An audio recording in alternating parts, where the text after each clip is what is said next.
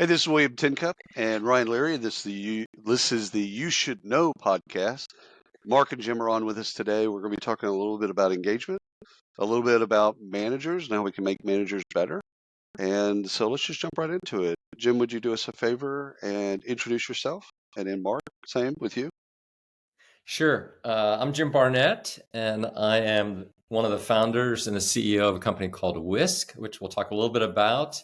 And before this, I was one of the founders and the CEO of Glint for many years. And My name's Mark. Marc You're up. Maloy. I've worked with Jim for a number of years. I'm the president of Wisq. And prior to Wisq, I worked at BetterUp. I was president of field operations for BetterUp. And then prior to that, worked with Jim at Glint. And then prior to that, worked at a very large ed tech company called Instructure. And if you have kids, I'm sure you're familiar with the platform Canvas. Unfortunately. Yeah. Yes. I'm not sure it's a good or bad program. No, that's a COVID remark right there. It's every night is just more and more. Yes. Yeah. Yes. Yeah. Too funny. All right. Thank you for that, Mark. Yes. Yeah. It's a big company, right? He didn't have anything. No, he's good. Let's go into Wisq. What's the vision? I know the company is going to launch somewhere in April, etc. So what are we trying to achieve with Wisq? Well, what we're trying to achieve is we're trying to help people be more successful and happy at work. That's our mission as a company, to guide people to success and happiness at work. And what we found is that we can use generative AI to do that. And so what Wisq is an AI guide and coach, initially for managers. And it provides coaching and guidance and expert advice that's highly personalized and does it 24/7. What type of coaching are we talking about? End to end, you can ask Wisq about anything. What we're really focused on is those soft skills. So many managers get promoted because they're terrific individual contributors. Right. And they struggle in those early years with a lot of decisions that they have to make, a lot of skills they need to acquire. And so we're all about helping managers learn and grow and be better versions of themselves. It happens a lot in sales. You And see somebody just cracking it out of the park, and then all of a sudden someone says, "Oh yeah, Sandy, you're doing a great job. You're killing quota. Now go be the regional manager of so and so." It's like, and then you lose the tools 15 salespeople. Yeah. Sorry, I interrupted you, Mark. all the time. And managers have such a disproportionate impact. Like, think, if we all close our eyes and think about it and think about the most fantastic, wonderful manager you've ever had. Like, what did he or she do? And then conversely, think about, wow, the lousy managers that you've ever had. What did he or she do? The impact is so wildly different on your happiness, your effectiveness, your ability to thrive as a human being. And, when Jim and I were talking about this, there's great solutions within companies for the super high performing individuals. And then with EAPs, for folks that are unfortunately suffering, whether it's PTSD, depression, anxiety, EAPs, you get your Spring Health, Modern, Lyras. There's a great solution for them. There's nothing great for this massive middle of individuals. And we thought, how can we bring something to market that would have an incredible impact for them and help them reach their full potential? And that was really what the genesis of Wisq is. Yeah. Go ahead. Go ahead. No, go ahead. You first. I think we talked about it in pre-show, but it's really easy to talk about band managers. Like, it's lazy. It's lazy, right? And I think, again, it's one of the things, like, looking at the tools and resources that we've given managers to be successful. I don't think when you ask me to close my eyes and do the good and the bad, the good came down to a specific person that was really was taught vulnerability, but also taught kind of getting buy-in. And the bad manager, if you will, when I closed my eyes, it was about they didn't know me. I remember doing a performance review, and this person just didn't know me at all. Like all the things that they went left on, I was right. All the things they went right on, I was left. I'm like, I got to the end, I'm like, this person actually literally doesn't know who I am.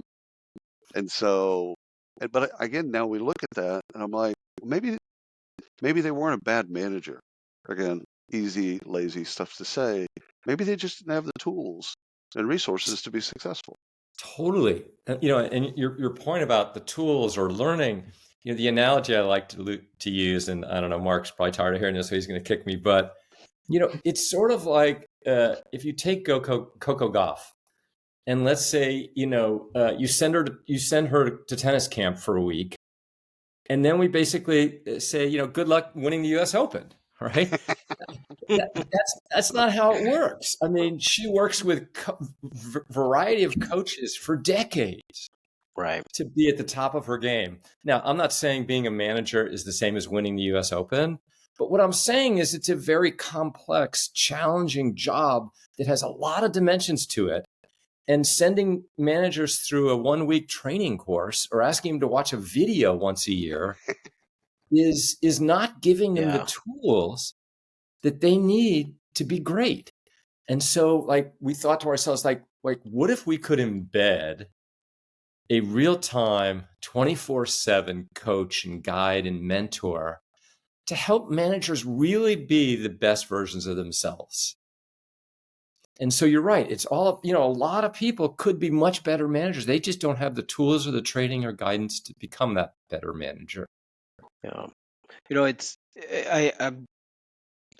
as you told us to close our eyes, I'm still thinking of who is my good manager, right? Like it's been a while since I've had a manager, right? But I really, there's managers that I've liked, Yeah, that's different.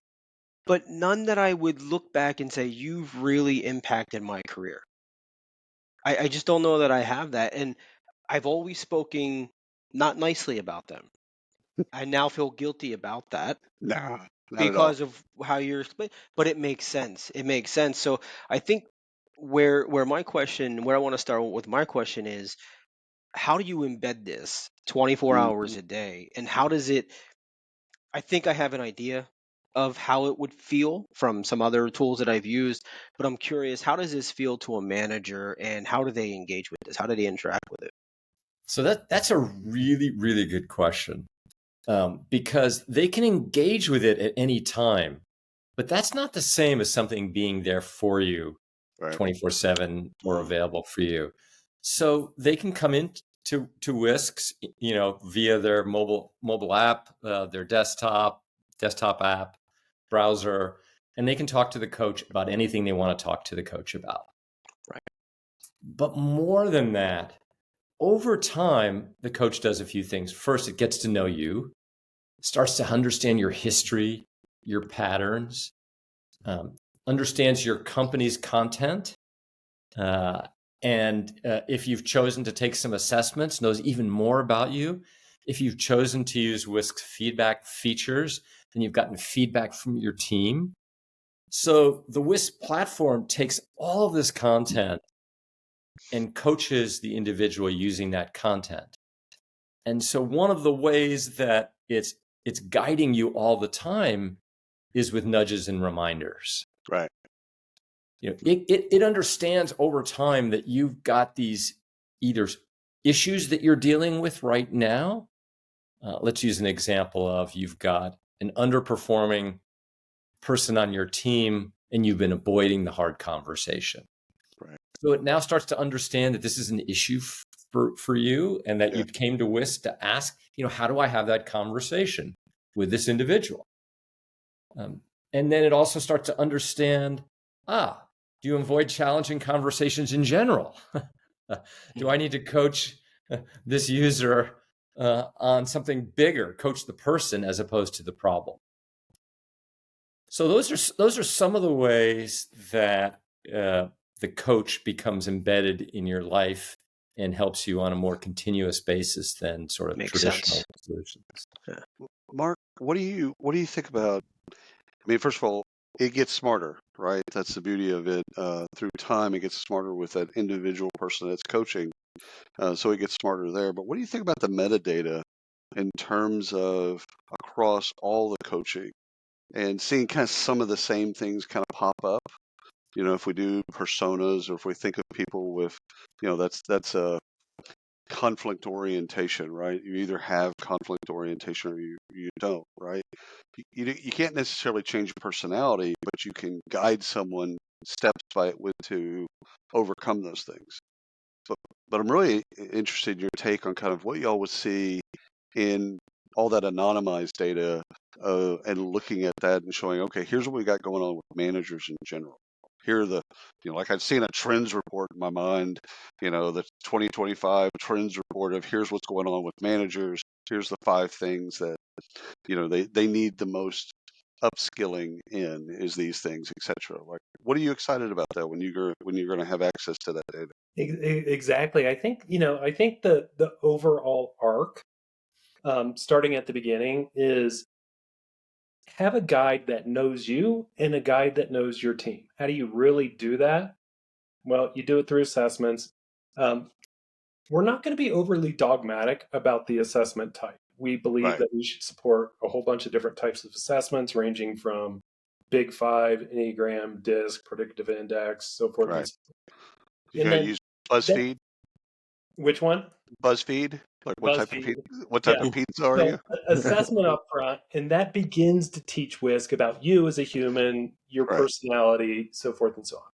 The second thing is as Jim mentioned, because I think this is really important. All the CHROs I talk with think it's really important too, is the ingestion of their created content and the ingestion of their licensed third-party content. So now as you're interacting with the coach, if your company has a point of view on a performance improvement plan template, Oh, interesting. and you want to serve that up, or if your company has a point of view on here's our approved framework for career development conversation, and you serve that up.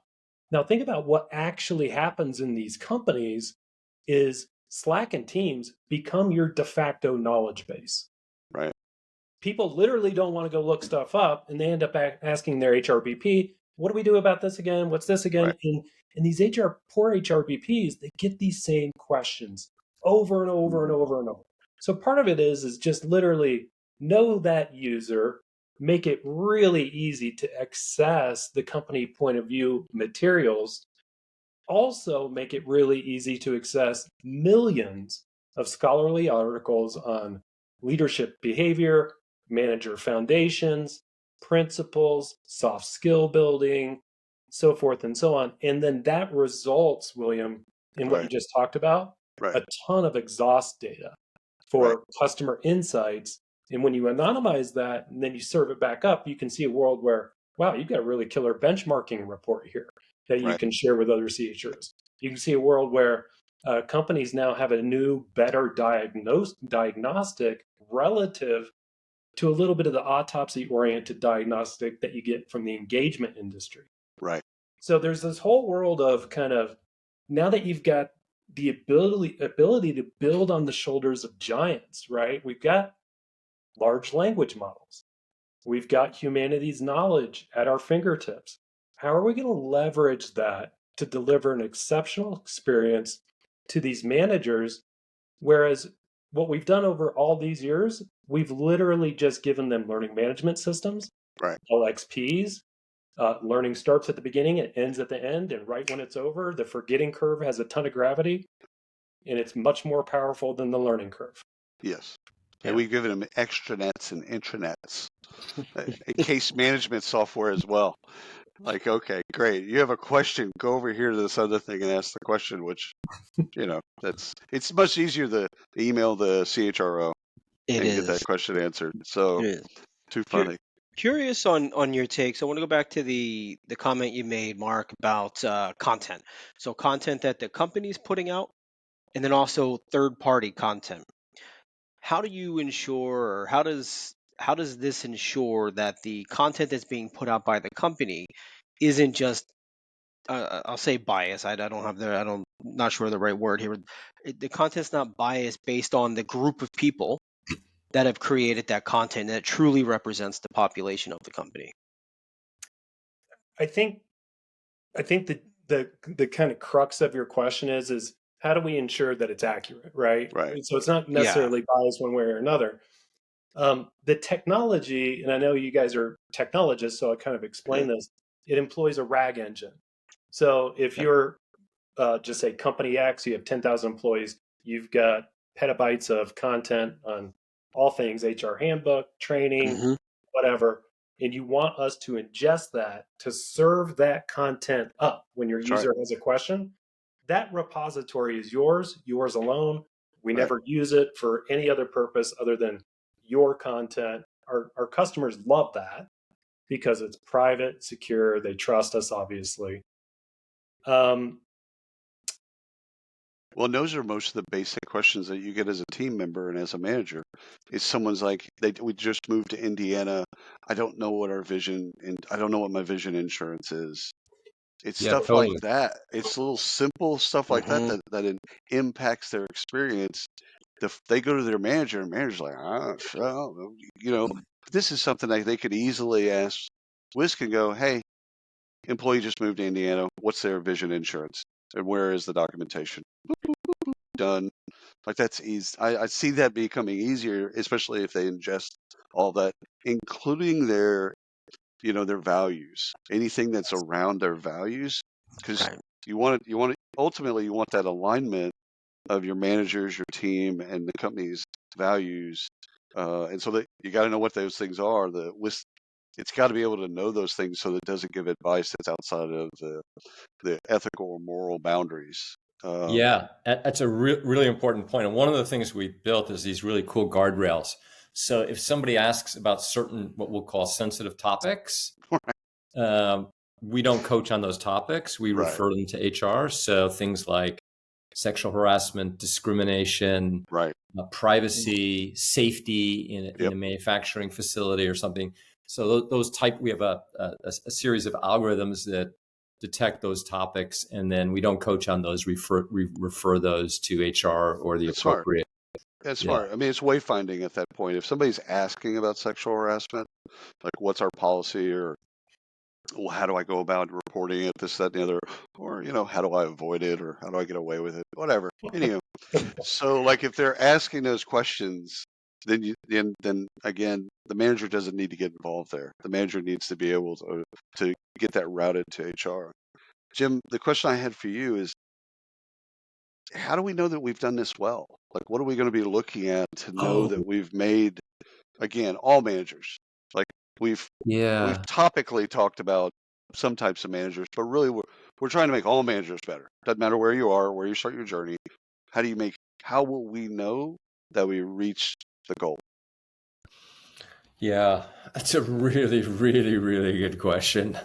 Well, there's some ways we can measure our progress. So, Right. Managers take assessments before they start coaching, and they take assessments after they start coaching, and we can measure the progress.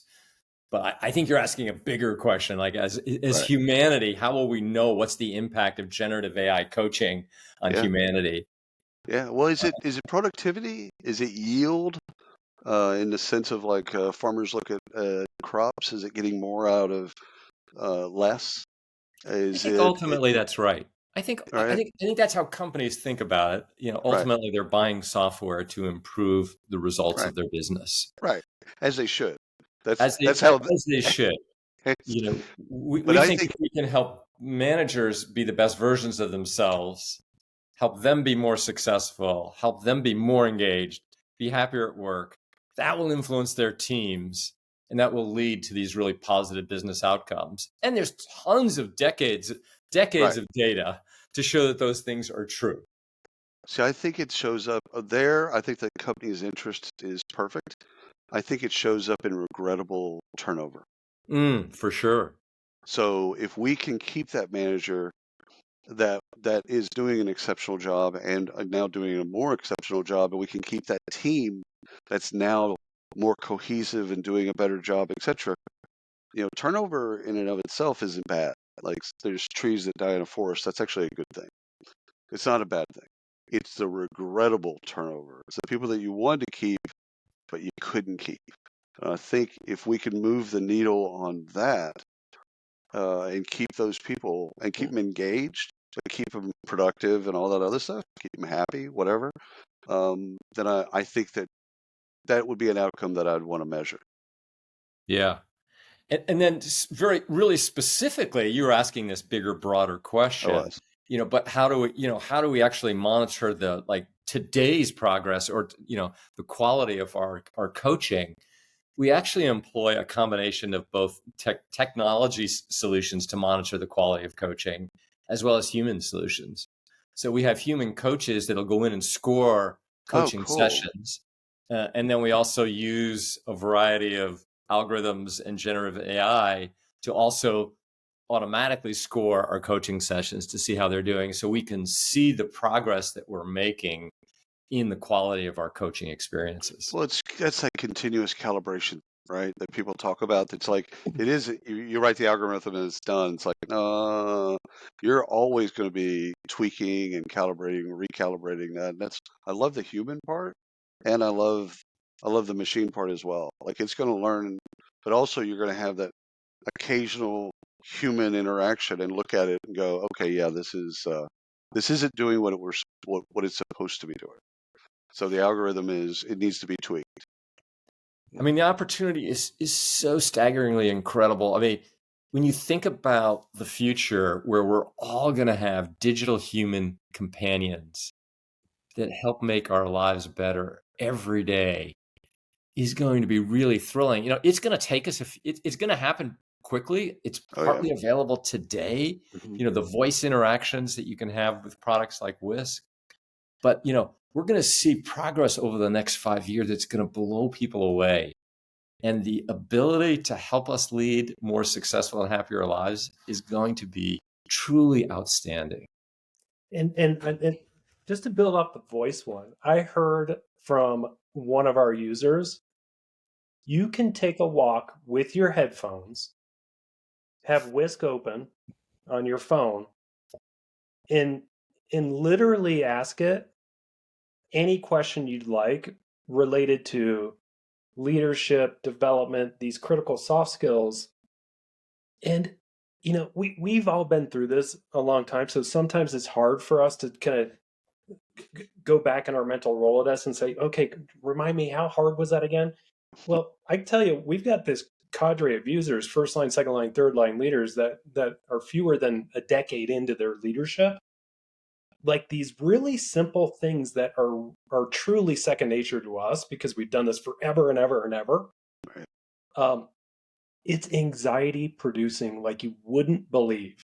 Like when someone has to do a performance review with someone else and they haven't done 1,000 of these yet, and they have to give someone feedback and they're afraid to snuff out their candle. They want to give them some positive feedback on the things they're doing really well, but there's 2 to 3 things that they really need to improve at. They end up pulling punches, withholding that information. They don't, oftentimes feel comfortable really delivering that feedback. And feedback is one of the number one things that help actually improve performance. Ryan made this example, like trying to remember what did he or she do or didn't do. Well, I can guarantee you on that list was person never made me better. Right. Yeah. I mean, people are doing this because they want to grow. Yeah, it's interesting. I mean, I didn't close my eyes. I may have fallen asleep, but it's the end of the day for me here. But it was actually like I went through the exercise. I'm like I jogging my memory, and it was really something I was kind of like, wow, that's a shame. Like that's a huge missed opportunity. Which I know we're talking product, but I've had this in my head since earlier. I wanted to ask you guys, how do you, anyone can take it or both of you, how do you define workplace happiness? Jim, you first, and then I'll do it. Just pass it over. Okay. Actually, Jim, we call that then. Jim, we call those grenades. I'm going to run on the field.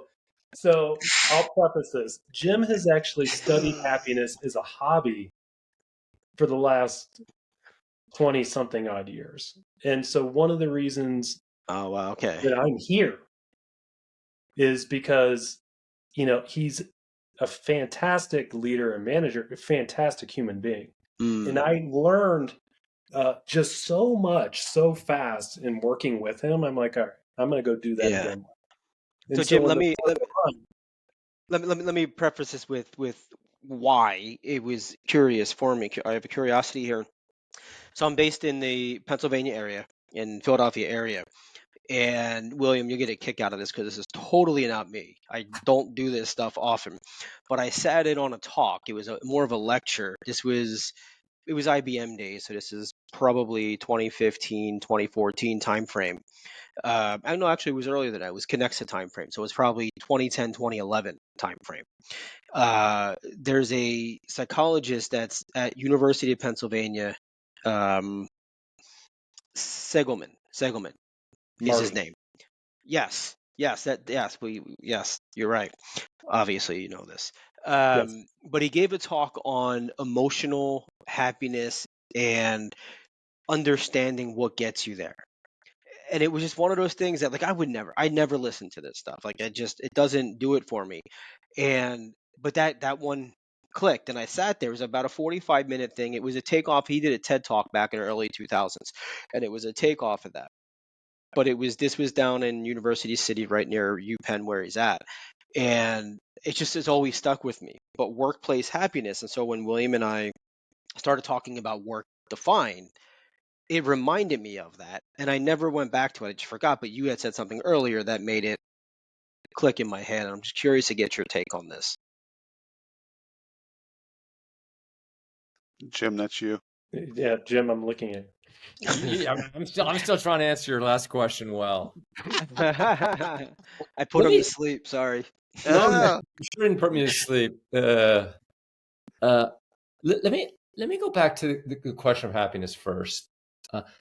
I think there's a difference between personal happiness and sort of an operational definition of organizational happiness. right. If you spend time with reading sort of a lot of the sort of the great leaders in happiness, fundamentally personal happiness is about loving what is, being in the present moment, being awake, and Brian. if you try to sell that to companies, they're going to go, I don't want them to Exactly. love what is. I want them to do 10% more. Yeah. I pay them. That's the Right. love. I don't pay them to sit there and meditate all day long. What the heck? So I don't think that definition works very well in an HR Right. and organizational setting. Yeah. That creates a disconnect. That creates a disconnect because you got organizational, like if you talk to a COO and say, define happiness, happiness for them is stability. It's understood that staffing is stable. The product is stable. Like their happiness is rooted in different things. When you Yeah. talk to a line manager, you talk to an employee in the same environment, you say define happiness. Happiness is, having breaks on time, or the Coke machine is filled up, or stuff like that. Like it's micro, it's macro, it's highly personalized, and I think that's also what creates a disconnect between, if we say, leadership and employees, because they have different ways of. It's almost like vistas. I don't know if you've ever been to like a place where there's rice terraces.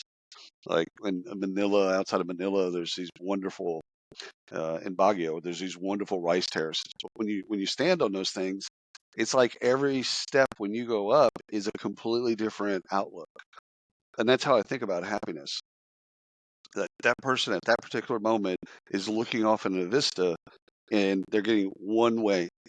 2 steps later, it's a completely different view.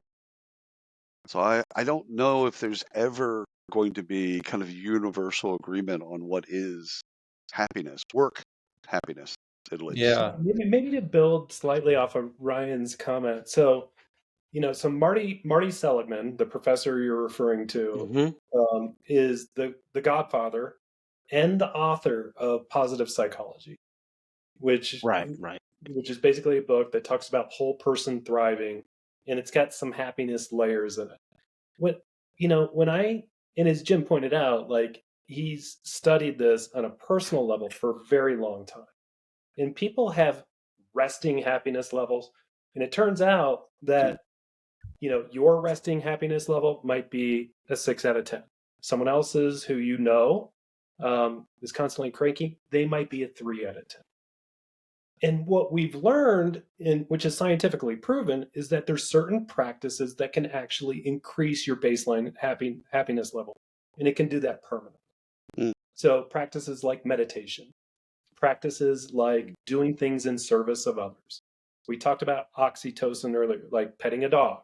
Like, these things literally make us feel better. And what Marty pointed out in his book, Positive Psychology, is the more that you can map or bridge someone's individual why to company why, and make that incredibly non-opaque, or make it incredibly transparent.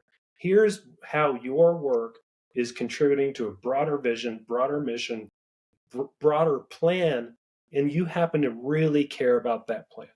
So the mapping of your individual why, like, if I'm a manager and Jim's my teammate, I'm going to really understand who Jim is, what's important to him, both inside and outside of work.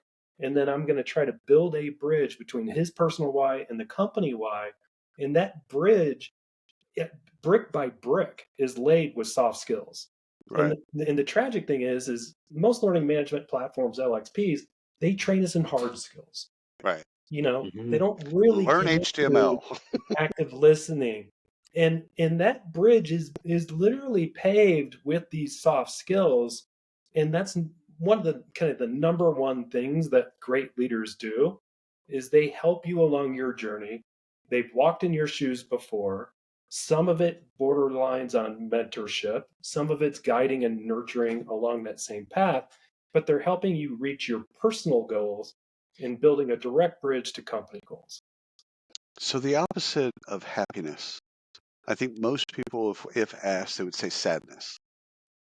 But in the sense that we're talking about it, it seems to me that the opposite of happiness is anxiety, or possibly ambiguity, but ambiguity also creates anxiety for some. So it isn't sadness in this truest sense of I'm sad at work. It's maybe I'm not as fulfilled, or I don't get as much out of it as I could or should, or maybe there's another driver. Have y'all given that any thought? What is the opposite of? Sure. I mean, there are certain core emotions, right? You've got happiness or joy, then you've got fear, you've got anger, and you've got sadness. Those are I'm comfortable with all those. Yes. Yeah, those are the main competition against happiness. So when you're unhappy, not necessarily the opposite of happiness, but when you're unhappy, often you are in your thoughts, and subject to an emotion that feels like anger, sadness, or fear. Okay. That tracks. I got that. So, Ryan, what do you got? I know you got something. I'm good. I've got my questions answered. I can't wait for y'all to come out and be live. I just can't wait for the launch and all of that stuff. So, first of all, congratulations. This I just want to looks use like it. Well, you can, Ryan. Actually, people can go now to Wisq.com and join the waitlist and start using the product. I joined it. Great. I want to go on my walks and ask questions. Like, I want to see this thing in action. This is interesting. Yours is going to be how do I deal with Tin Cup? It's going to be more of a. I think the hardest part for me today was not asking the details about the tech, because we're not doing use case. And I was like, that's okay. I want to learn. Yeah. No, we'll bring it back once it's Here, I'm going to start typing it in. My boss says the quiet parts out loud. Well, thank y'all so much. I know we've run up on time, but thank y'all so much for coming on the show. We appreciate you, and congratulations on your new journey. Yeah, thank you, and thank you for everything you do for our industry. You're really a big force, and I'm really grateful for all the energy and commitment you have to work in our industry. Very kind, very, very kind of.